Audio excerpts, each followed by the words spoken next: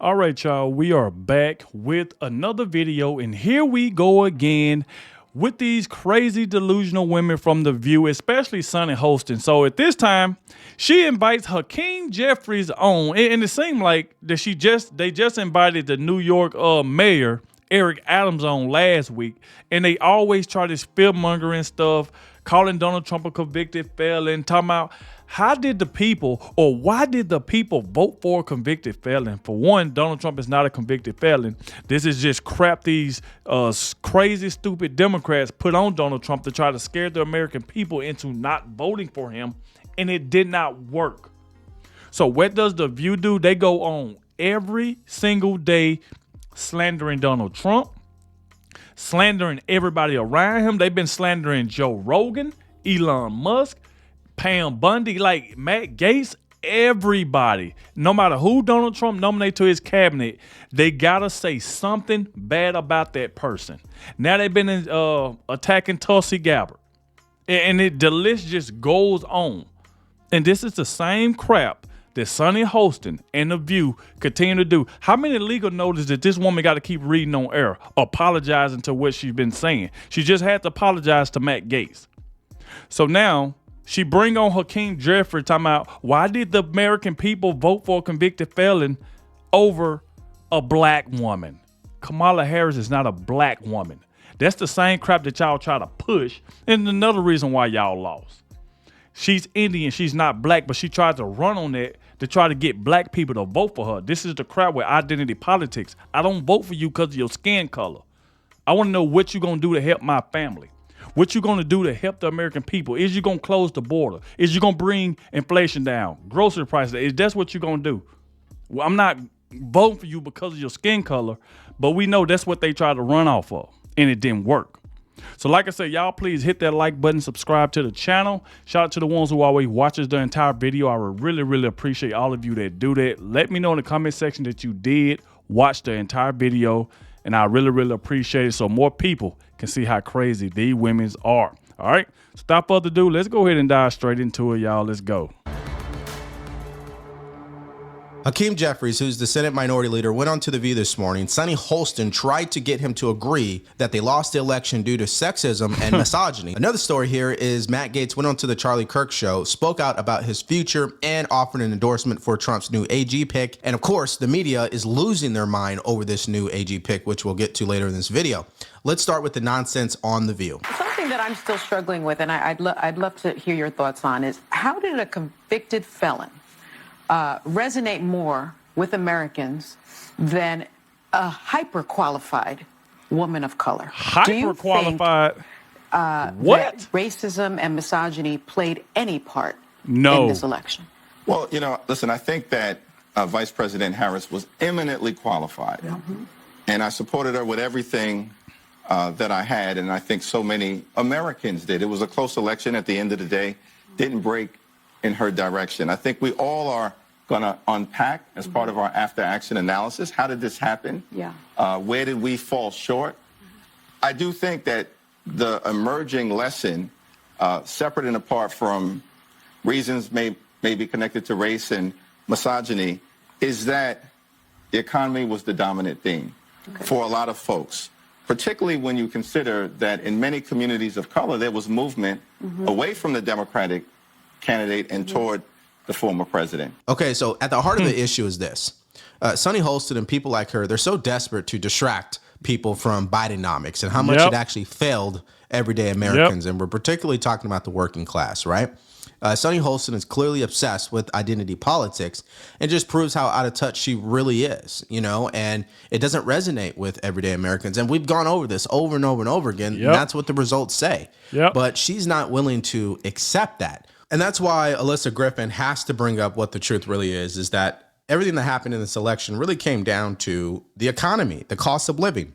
And so she's asking the same question, but in a way that's based on truth. Check this out. Well, Congressman, I want to ask you, just getting into kind of unpacking the election results. Donald Trump won by a resounding amount. We realize he won the popular vote. There's now a bit of a Democratic finger-pointing blame game. Nancy Pelosi thinks Biden didn't get out soon enough. Bill Clinton says Democrats kind of shied away from some tough issues. What do you think Democrats need to learn from the loss? I think the most important lesson to be drawn from the election is that the American people want us to work on the high cost of living and make sure that there can be a real path forward for working class Americans, middle class Americans, everyone who aspires to be part of the middle class to enjoy, those promises, that basic contract between everyday Americans and the country, which is that if you work hard and play by the rules, you should be able to provide a comfortable living for yourself, for your family, purchase a home, educate your children, have access to health care, go on vacation every now and then, and one day be able to retire with grace and dignity. That's the American dream. But for far too many people, it's out of reach. Yeah. Right. And that shouldn't be a Democratic issue, a Republican issue. That's an American issue that we should all address together. Yeah. So Sonny Hostin clearly did not like that, right? Nope. Alyssa and Sonny, they're just not. That's exactly. And Alyssa, they've been getting into it. Her and Sonny Hostin, she said that Kamala Harris is a hyper-qualified black woman. See, this is the thing that I be talking about. They always talking about Republicans and Donald Trump was playing identity politics. What you think Sonny Hostin been doing? Every time she invite a guest on there, what do she do?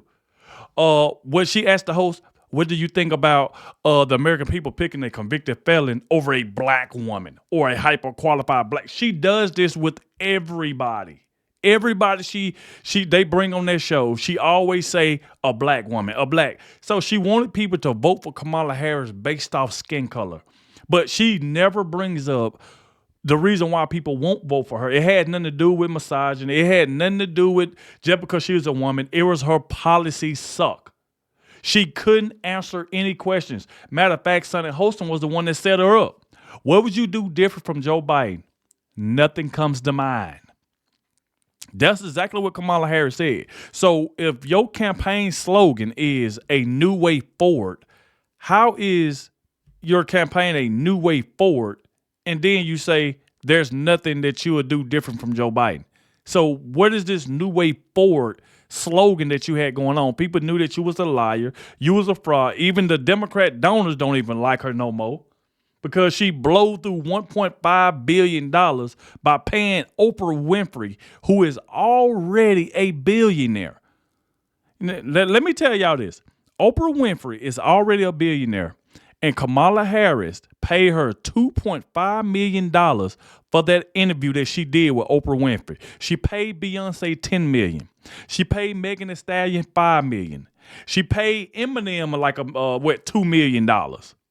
So she was paying Al Sharpton. She gave him $500,000. I think she gave Roland Martin $250,000. So if Al Sharpton and all these people, Oprah Winfrey, they really supported her, why did they charge her money if they really wanted her to win? That just goes to show you that they never believed in Kamala Harris. All they wanted was money. That's all Oprah wanted, because Donald Trump never did anything to Oprah Winfrey. Never did nothing to her. And she took money, and she's already a billionaire. But yet Kamala Harris, this is another thing Sonny won't bring up. You remember when Hurricane Helene, she only offered the people who lost their houses, some people lost their life. She only offered those people $750. But she turned around and gave Oprah Winfrey, who already a billionaire, $2.5 million for an interview. So she can give all that money away but only get the American people $750, and you wanted them to vote for you. Sonny Hostin won't bring that up. She won't talk about that. People seen through her lies. Kamala Harris is a fraud. And again, she's not black. Seeing eye to eye at this point. We know where Sonny Hostin stands on this issue, but here are the facts, right? Under Democratic leadership, which was 12 out of the last 16 years, right? Inflation has skyrocketed. Yep. Disproportionately hurting working class Americans, a fact that has been often ignored by progressives. Which is why they are rewarding illegal immigrants and not actually awarding everyday hardworking Americans. Yep. So in the comments section, why don't you let me know what you think Sonny Hostin's main strategy is? Do you believe she's probably using sexism and misogyny in a way to scapegoat the actual failures of the party. Let That's me what know she's in trying to the do. comment section below there. So once again, guys, during the course of that show, they have been defaming, in my opinion, Matt Gaetz and Pete Hegseth to the point where the lawyers had to step in again, and Sonny Hostin had to do what now is becoming an everyday thing, is read the legal note. I have a legal note.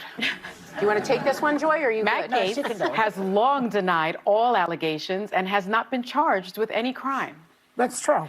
Also, another legal note, Pete Hegseth's lawyer said he paid the woman in 2023 to head off the threat of a baseless lawsuit. He has denied any wrongdoing. That's interesting. Pay off the witness. Now, I'm of the opinion. See, this the thing is that, like I said before, Sonny Hostin feel like they can say whatever they want about people and there's no consequences. And I've said that plenty of times. Donald Trump can sue the mess out of all of them, especially Joe Behar when she wished death on him, talking about she hope he choke on a cheeseburger. And another thing that that Sonny Hostin said, talking about that Donald Trump's wife said Melania don't even like Donald Trump and she wants to take him out. Like, stuff like that is what Sonny Hostin have been saying. And they always say this because Donald Trump don't really never do nothing. He don't really like put lowers on them because they feel like they can just say whatever they want. And I hope one day Donald Trump start putting them lawyers on them so they can shut them up. If you don't like Donald Trump, that's cool. But when you get to slandering this man with lies and stuff, no, we're going to get them lawyers in there. But how many legal notices is she going to keep reading? Because they keep on slandering people. Everybody around Donald Trump. That's the reason why I say this show is not fair at all. Because for one thing, they never talk about their own side. When have you ever heard Sonny Hostin say anything bad about Joe Biden? And she know he's terrible. She never say anything about Kamala Harris. She can't even admit that the woman can't answer questions in an interview. She can't answer questions. And I mean, this right here is just crazy. In that this is clearly really a disruption, and it's bringing down the value of the show, or whatever value is left of the show, clearly. But one of the things they kept pushing are these sexual assault allegations against Matt Gaetz, and obviously that led to Matt Gaetz, removing his name to be considered for Attorney General under the Trump administration. But Matt Gaetz this morning went on to Charlie Kirk's show, and he had some words to say about what he plans to do in the future. Let's listen to that. So Matt, I now have to ask about just what your plans are, and it's okay if you have to, punt on it because you might not know. It's important to know you resigned from this Congress, not the next Congress. Our audience is 100% behind Matt Gaetz, by the way. They are very, very upset that you are not able to get all the way to Attorney General. I have to ask, what is next for Matt Gaetz? Yeah, I'm still going to be in the fight, but it's going to be from a new perch. I do not intend to join the 119th Congress. There are a number of fantastic Floridians who've stepped up to run for my seat, people who have inspired with their heroism, with their public service. And I'm actually excited to see Northwest Florida go to new heights and have great representation. Charlie, I've been in an elected office for 14 years. I first got elected to the state house when I was 26 years old, and I'm 42 now. And I've got some other goals in life that I'm eager to pursue with my wife and my family. And so I'm going to be fighting for President Trump. I'm going to be doing whatever he asks of me, as I always have. But I think that 8 years is probably enough time in the United States Congress. Okay, so there's really two ways to look at this, right, of what he is saying. Number one, he does not want the smoke from the increasing investigations that would take place if he tried to really go through that confirmation hearing. And I don't blame him, okay? Even if none of it is true, even if it was true, it doesn't matter. That what matters is, like, what will it feel like for him, his wife, his family, even the Trump administration to have to go through a confirmation hearing that is all about Matt Gaetz, right? So that's scenario number one. Now, but that's the thing, like I said before, is that they is constantly attacking. There was like constantly attacking this man. Soon as Donald Trump nominated him to be AG, oh my, here go CNN with these allegations. Here go MSNBC with these allegations. And that's the reason why I was saying earlier that they attacking everybody around Donald Trump. If they show was fair, like I mentioned earlier, they would balance it on both sides. Attack your own when you see them not doing something right. Get them in line as well. But when you just going out the one side and it shows, They just go to tell you everything you need to go. So now Pam Bundy, he picked Pam Bundy. So now I've been seeing like mixed reactions on it. I hear some people don't like Pam Bundy. I see some people do like Pam Bundy. So if you think Pam Bundy is going to be a good AG, let me know in the comment section how y'all feel about that. Like I said before, I've been seeing mixed reactions on that because people really wanted Matt Gaetz to be Attorney General. So like I said, y'all let me know how y'all feel about Pam Bundy being AG. Scenario number 2 is exactly what he said, which is similar to Devin Nunes or Kevin McCarthy. You know, there's some former congressmen that have moved on and they're doing things in the private sector that are just as important. Now, here's what he had to say about Trump picking Pam Bondi as the replacement for Attorney General. Check this out. I am so excited about where this transition stands. And I know there are people disappointed that I won't be the next Attorney General. But you have to understand, this is the political process. And sometimes the path you're on is one that takes you to a different place, and it could be a glorious place. My good friend Pam Bondi is going to be a phenomenal Attorney General for Donald Trump. She has the legal acumen. She hates criminals. She is a bright legal mind and a fellow Floridian. So I think that even though the path will take me to a different station in life and a different place to fight for our agenda and President Trump, we've got a great person in place. And so the biggest thing that stood out to what Matt Gaetz just said is that she's fully qualified for this job. She understands exactly what the job is. And if it's not going to be Matt Gaetz, then it might as well be Pam Bondi, who in some respects is probably more qualified than Matt Gaetz because she is a 2-time AG of the state of Florida, which is not a small little state, right? All right, y'all, we'll stop it right there. Make sure y'all go subscribe to Devori Darkins, great content creator. Go to his video, let him know that the real Adogg sent you, all right? And like I said before, you can see like the view is like everybody they bring on, even their own side. You didn't really even hear Hakeem. You know we don't like Hakeem Jeffries, but he didn't even really say nothing out of bounds. But you can see how Sonny Hostin and Joe Behar, they'll kind of start trying to get them to say something bad about Donald Trump. Do you think it was identity politics? Do you think they didn't vote for her because she's a woman? This is what they like to do. It had nothing to do with Kamala Harris being a woman. It had everything to do with her lying to the American people. She couldn't answer questions. She said there's nothing different that she'll do from what her and Joe Biden did. But her campaign slogan is a new way forward. Then she nominated with this VP, Tampon Tim Walz, who want to put tampons in boys' bathrooms. You think the American people sit well with that? He kept lying. You kept lying. So why would people believe 2 liars? Both of y'all was lying. Y'all entire campaign was based on a lie.